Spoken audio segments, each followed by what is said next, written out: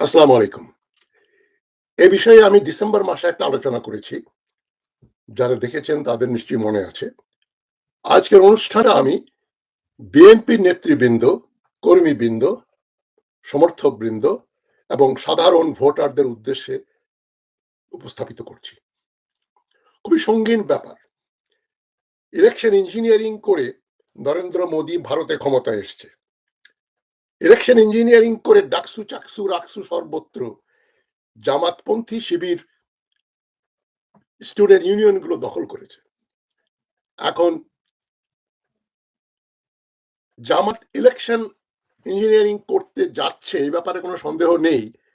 তবে এ কথা বললেই জামাতপন্থীরা বলবে যে জামাত যাতে ক্ষমতায় আসতে না পারে সেই জন্য আগে ভাগেই আমরা এই ধরনের অভিযোগ উত্থাপন করছি। ব্যাপারটা কিন্তু তা নয়। জামাত এবং তাদের সঙ্গে যারা রয়েছে তাদের যে নেচার, তাদের যে চরিত্র, কথাবার্তা, কার্যকলাপ সে 1941 সাল থেকে মওদুদির আমল থেকে তারা মাসলাহাত বলে একটা কথা বলে। মিথ্যা বলা যাবে, ভালো কাজের জন্য মিথ্যা কথা বলা যাবে। তারা মনে করে তারা যেটা করে সেটা সৎ কাজ। সেজন্য মিথ্যা বলা, ধর্ষণ করা, মানুষ হত্যা করা সবই জায়েজ।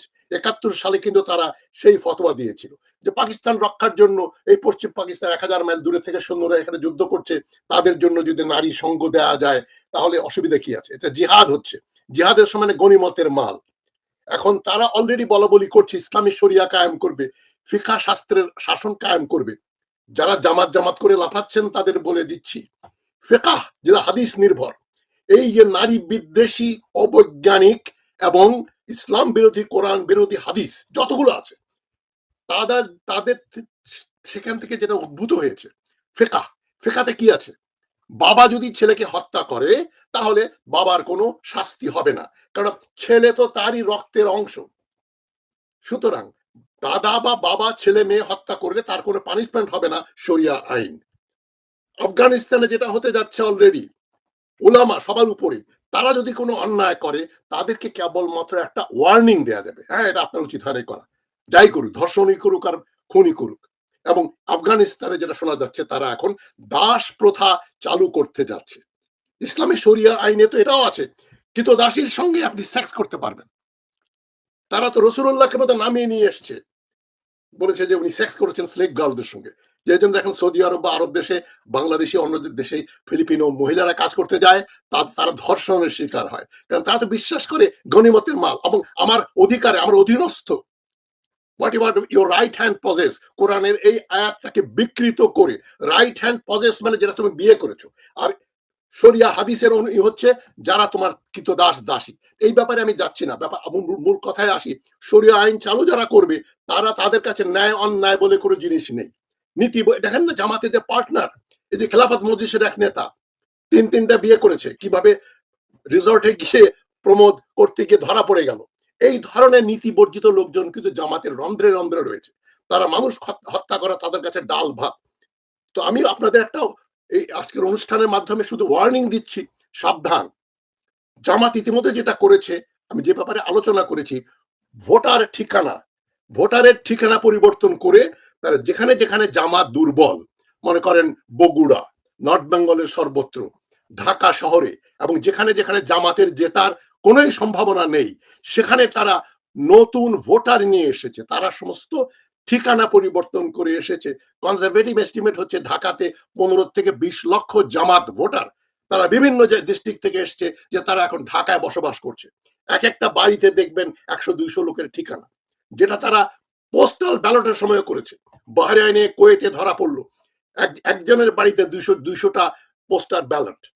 এই ইঞ্জিনিয়ারিংটা করলে তারা কোথায় করবে? ঢাকায় মনে করেন তারা তারেক রহমানের কনস্টিটিউয়েন্সিতে করবে, মির্জা আব্বাসের কনস্টিটিউয়েন্সিতে করবে, যেখানে শফিকুর রহমান দাঁড়াচ্ছেন সেখানে করবে, যাতে জামাত বিজয় লাভ করতে পারে।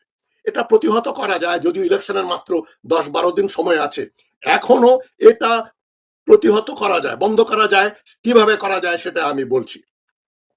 ভোট জালিয়াতির ইলেকশনের সমস্ত আয়োজন কিন্তু তারা করে ফেলেছে, এবং জামাত একা করেনি, জামাতের সঙ্গে সহযোগিতা করছে ইউনূস সরকারের রন্ধ্রে রন্ধ্রে যে জামাতের লোক রয়েছে, ওপর থেকে নিচ পর্যন্ত, একেবারে উপরের সেক্রেটারি থেকে শুরু করে পিয়ন পর্যন্ত জামাতের লোক সর্বত্র। ঢুকিয়েছেন ইউনূস সরকার। ইউনূস সরকারই কিন্তু জামাতের নিষেধাজ্ঞা আদেশ বাতিল করে দিয়েছেন। এই ষড়যন্ত্র কিন্তু মার্কিন যুক্তরাষ্ট্রের পরামর্শেই ডক্টর ইউনূস করছেন। উনি মার্কিন যুক্তরাষ্ট্র এখন দিনকে রাত বলে, রাতকে দিন বলে। জো বাইডেনই বলেন আর ডোনাল্ড ট্রাম্পই বলেন, ডক্টর ইউনূস সেটা শুনবেন, তিনি শুনতে বাধ্য, কেননা তিনি তাদের ক্যান্ডিডেট। এখন জামাত হচ্ছে মার্কিন যুক্তরাষ্ট্রের ক্যান্ডিডেট, যেটা আমি গত ভিডিওতে বলেছি। জামাত সম্পর্কে বলেছে যে হ্যাঁ, জামাতের সঙ্গে তারা কথাবার্তা বলতে চায়, তারা একসঙ্গে কাজ করতে পারবে। এটা একটা মাইল্ড ভাবে বলা যে আমরা জামাতের সঙ্গে রয়েছি। এবং দুদিন আগে বা কালকেই বোধহয় ভারতের প্রাক্তন রাষ্ট্রদূত বাংলাদেশে যিনি ছিলেন হর্ষবর্ধন শ্রিংলা একটা কথা বলেই ফেলেছেন। শ্রিংলা বলেছেন, কারণ শ্রিংলা চায় না আপাতত জামাত ক্ষমতায় আসুক, সেজন্যই বলেছে, তাদের মুখের কথাটা ফসকে বেরিয়ে গেছে, যে যদি সুষ্ঠু নির্বাচন হয় তাহলে জামাত কিন্তু ক্ষমতায় আসতে পারবে না, আর নির্বাচনে কারচুপি হলেই জামাত ক্ষমতায় চলে আসবে, এটা তারাও জানে, এবং সেদিকেই এগুচ্ছে জামাত। এখন আমি ভোটার ঠিকানা পরিবর্তনের ইস্যুটা বলি। ভোটার ঠিকানা পরিবর্তন কিন্তু একটা বৈধ ও প্রয়োজনীয় ব্যাপার, প্রশাসনিক প্রক্রিয়া। আপনি ঢাকায় চাকরি করেন, বদলি হয়ে গেলেন ফরিদপুরে, আপনার ভোট ফরিদপুরে দেবেন, এই ব্যবস্থাটা করে দিতে পারবে। একটা ফর্ম 13 ইলেকশন কমিশনের ফর্ম আছে, ওই ফর্মটা ফিল আপ করে আপনি সেখানে দেখিয়ে দেবেন, এই যে আমার নতুন বাড়ি কিনেছি, নতুন জায়গা ভাড়া নিয়েছি, আমার বাচ্চা স্কুলে পড়ে, এই যে আমার ইলেকট্রিসিটি বিল, এই যে আমার গ্যাসের বিল, এই যে আমার হোল্ডিং ট্যাক্স, সমস্ত দলিল দস্তাবেজ দিয়ে ইলেকশন কমিশনের কাছে আপিল করলেই তারা আপনার ঠিকানা পরিবর্তনটা মেনে নেবে। কিন্তু গত 1.5 বছরে হঠাৎ করে কি ঘটলো, একটা বিপুল সংখ্যক, মানে আনইউজুয়াল নাম্বার, 1000, 2000, 5000 লোক ঢাকায় স্থানান্তরিত হচ্ছে না। 15 থেকে 20 লক্ষ নতুন লোক ঢাকায় বদলি হয়ে এসছে চাকরি করার জন্য, ব্যবসা করার জন্য, ছেলে মেয়ের স্কুলের জন্য, বিভিন্ন অজুহাতে তারা ঠিকানা বদলে চলে এসছে। এটা ধরা কিন্তু কয়েক মিনিটের ব্যাপার। এটা ইলেকশন কমিশনের করতে পারবে। ইলেকশন কমিশনের ঘাটটা শক্ত করে ধরলেই যে এটা কর, তারা করতে বাধ্য হবে। ইলেকশন কমিশনের যেন ঘাটটা শক্ত করে ধরা যায়, সেজন্য আমি আপনাদের বলছি যে যারা পরিবর্তন করে এসছে তাদের ওই যে গ্যাস বিল, ইলেকট্রিসিটি বিল, এগুলো নতুন জায়গায় দিচ্ছে কিনা, নতুন যেখানে কোথায় বাড়ি ভাড়া নিল, কোন বাড়িতে কয়জন, একটা কনস্টিটিউয়েন্সিতে মনে করেন মির্জা আব্বাসের কনস্টিটিউয়েন্সি বা শফিকুর রহমানের কনস্টিটিউয়েন্সি বা তারেক রহমানের কনস্টিটিউয়েন্সিতে গিয়ে কারা কারা নতুন ভোটার হয়েছে সে লিস্ট ইলেকশন কমিশন দিতে বাধ্য। সেখানে নিয়ে আপনি 500 জনের অ্যাড্রেস চেক করেন, আপনাকে 20 লক্ষ লোকের অ্যাড্রেস চেক করতে হবে না, 500 লোকের অ্যাড্রেস দেখেন যে ঠিক আছে, আপনি আগে নোয়াখালীতে ছিলেন, এখন ঢাকায় এসেছেন, ঠিক আছে, আপনার যে ঢাকায় নতুন বাড়ি, ঠিকানা কি দিলেন, ওই একই ঠিকানায় যদি দেখেন যে 20 জন, 25 জন, 50 জন এসছে, তাহলে তো এটা জালিয়াতি, ইঞ্জিনিয়ারিং। ওই এলাকাতে এত লোক এক বাড়িতে থাকতে পারে না, এটা বের করে ফেলা যাবে। এবং এই 50টা, 100টা, 500, ম্যাক্সিমাম 500 কেস যদি আপনারা ইনভেস্টিগেট করেন, তাহলেই কিন্তু এটা বেরিয়ে আসবে যে এখানে ইলেকশন ইঞ্জিনিয়ারিং হয়েছে।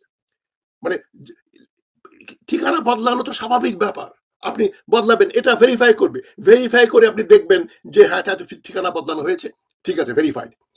যতক্ষণ ভেরিফিকেশন না হবে, ওই নতুন ঠিকানায় যারা এসছে, নির্বাচনের আগে থেকে কাজ যদি শুরু করেন, নির্বাচনের পরেও এটা 15-20 দিনের ভেতরে এটা নির্ধারিত করা যাবে যে কত লোক নতুন ঠিকানায় এসছে, এবং শনাক্ত করে তাদের ভোট আপনারা সাসপেন্ড করে রাখবেন, অথবা ঢালাওভাবে বলা যেতে পারে যারা নতুন জায়গায় ঠিকানা পরিবর্তন করে এসছে তাদের ভোট নেওয়া হবে না। তাদের নতুন ঠিকানাগুলো বিএনপি বা যে কোনো দল গিয়ে ইলেকশন কমিশনার বলে এই লোকগুলো ঠিকানা পরিবর্তন করে নতুন জায়গায় এসছে, 500 জন ধরেন, তারপরে 1000 ধরেন, বেরোবে, এটা বের করা যাবে। আপনার প্রথমে স্থগিত করবেন যে যারা নতুন ঠিকানা এসছে তাদের ভোট আলাদা করতে হবে প্রথম দিন। এটা যদি করা হয় তাহলে এটা বন্ধ করা যাবে, এবং এটা যদি না করেন তাহলে এই নজরদারি না থাকলে বিপুল পরিমাণ জাল ভোট পড়বে। তারা জোর করে ঢুকে পড়বে না, তারা নতুন ঠিকানার ওই অনুযায়ী ব্যালট পেপার নিয়ে তারা ঢুকে পড়বে, কারণ তাদের সঙ্গে ইলেকশন কমিশনের সহযোগিতা আছে। যারা অফিসার তারা কিন্তু জামাতপন্থী প্রচুর, শুধু নিচের দিকে না, উপর দিক থেকে শুরু করে।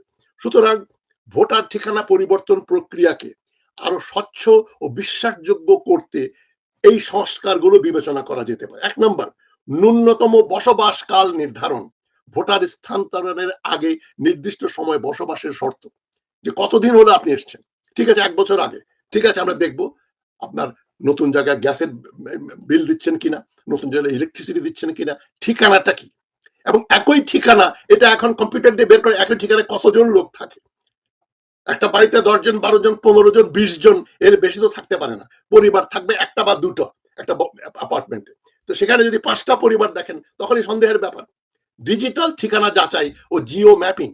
একই ঠিকানায় অস্বাভাবিক ভোটার শনাক্তে প্রযুক্তির ব্যবহার করা যেতেই পারে। কম্পিউটারাইজড হয়েছে সবকিছু, ডিজিটালাইজড। শনাক্তকারীরা সীমা নির্ধারণ করবে।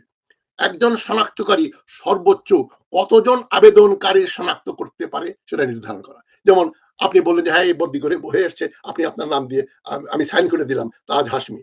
১ লোক কয়জনকে আপনি ঠিকানা পরিবর্তন করে নিয়ে আসছেন? আপনার সবাই আত্মীয়, সবাই পরিচিত, এটা হতে পারে না। বাধ্যতামূলক ভোটার তালিকা অডিট। নির্বাচন ঘোষণার পর নির্দিষ্ট সময়ের মধ্যে স্বাধীন অডিট করতে হবে। যেটা ১০-১২ দিন আছে, বিএনপি যদি আজ থেকে লেগে যায় যে আমরা অডিট করব কত ভোটার এবং নতুন কারা এসছে, এটা সবচেয়ে গুরুত্বপূর্ণ ব্যাপার। নাগরিক পর্যবেক্ষণ ও স্বচ্ছতা বৃদ্ধি। ভোটার স্থানান্তরের সামষ্টিক তথ্য জনসাধারণের জন্য উন্মুক্ত করতে হবে। কারা কারা নতুন, কারা কারা পুরানো, এটা কম্পিউটার দিয়ে করা সম্ভব, হাতে গুনে আপনি করবেন না। সুতরাং এই পলিসি ব্লিফ মূলত নীতিগত ও কাঠামোগত বিশ্লেষণের উপর ভিত্তি করে তৈরি হবে। সরাসরি মাঠ পর্যায়ে ডেটা বা নির্বাচন কমিশন অভ্যন্তরীণ পরিসংখ্যান এখানে অন্তর্ভুক্ত নয়। ভবিষ্যৎ গবেষণায় এসব উপাদান যুক্ত করা প্রয়োজন, যেগুলো এখন নেই, ভবিষ্যতের জন্য বলছি। শেষ কথা যেটা, ভোটার ঠিকানা পরিবর্তন নিজেই গণতন্ত্রের পরিপন্থী নয়, এটা ন্যায্য ব্যাপার। তবে এর প্রয়োগ যদি স্বচ্ছতা, জবাবদিহি ও কার্যকর নজরদারির বাইরে থাকে, তাহলে তা নির্বাচনী অখণ্ডতার জন্য ঝুঁকি তৈরি করে।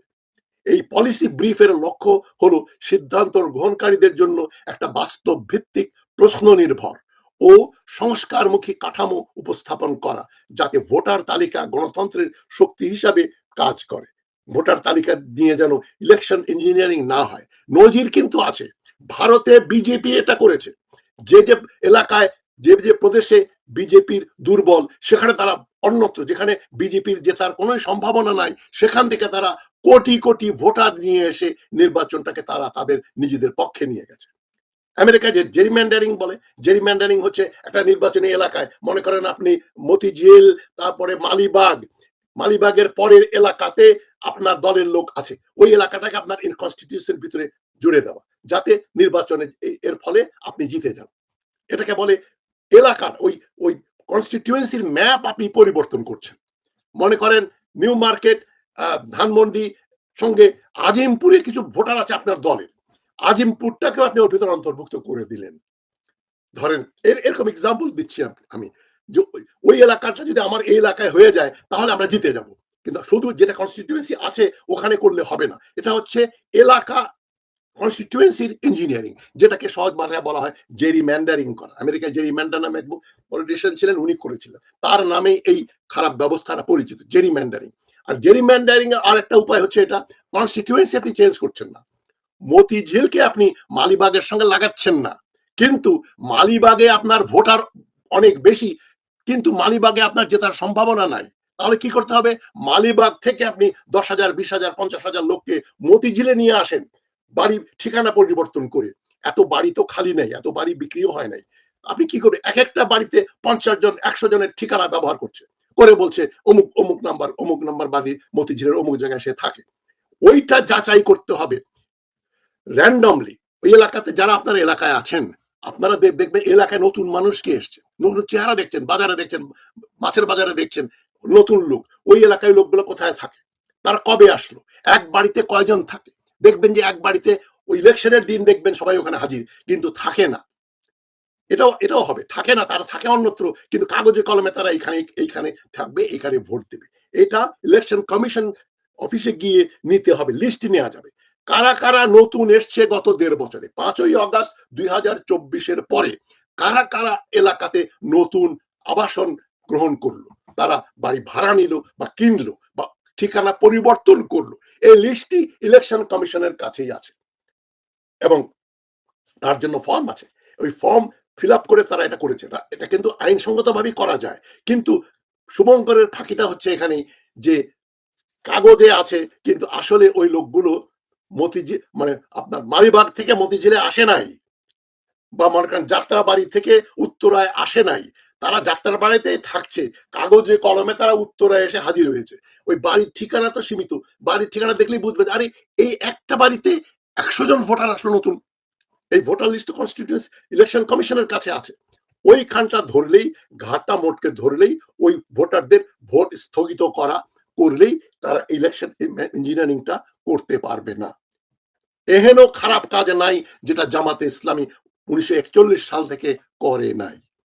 লিখিতভাবে মওদুদি সাহেব বলেছেন আমাদের মুসলিনী এবং কমিউনিস্ট পার্টির, মুসলিনী ফ্যাসিস্ট পার্টি এবং কমিউনিস্ট পার্টিকে রোল মডেল রেখে আমরা দল সৃষ্টি করব, যেখানে ব্যক্তি কোনো ব্যাটার করবে না, গণতন্ত্র থাকবে না, আমির যেটা বলবে, মানে একজন কমিউনিস্ট পার্টির রাষ্ট্রের প্রধান বা ফ্যাসিস্ট পার্টির প্রধান যা বলবে সেটাই আইন, সেটাই কিন্তু জামাতের পরিকল্পনা। তো আপনারা ভালো থাকবেন। আমি বিএনপি নেতৃবৃন্দকে বলছি ব্যাপারটা কিন্তু মাথার উপর পানি যেন উঠে যাওয়ার আগেই আপনারা নজরে আনেন। আমি 1.5 মাস আগে কথাটা বলেছি, এখন অনেকেই বলছেন, আমি ফেসবুকে দিচ্ছি, অনেকেই বলছেন সোচ্চার হয়েছেন। এটা কোনো কনস্পিরেসি থিওরি না, আমি কোনো মিথ্যা কথা বিক্রি করছি না। যারা আমাকে বিশ্বাস করেন তারা দয়া করে বিএনপি নেতৃবৃন্দকে চাপ দেন, এবং বিএনপি নেতৃবৃন্দকে আমি বলছি আপনারা প্রত্যেকটা ইলেকশন কনস্টিটিউয়েন্সিতে খোঁজ নিয়ে দেখেন নতুন কারা কারা ভোটার এসছে, এবং একই বাড়িতে কয়জন ফ্যামিলি থাকে। মানে যারা বদলে এসছে তারা তো বলবে যে যাত্রার বাড়ির থেকে উত্তরা এসছি, এই বাড়ির আমার নতুন ঠিকানা, ওই ঠিকানা কতজন লোক ব্যবহার করেছে এটা বের করা খুবই সোজা ব্যাপার।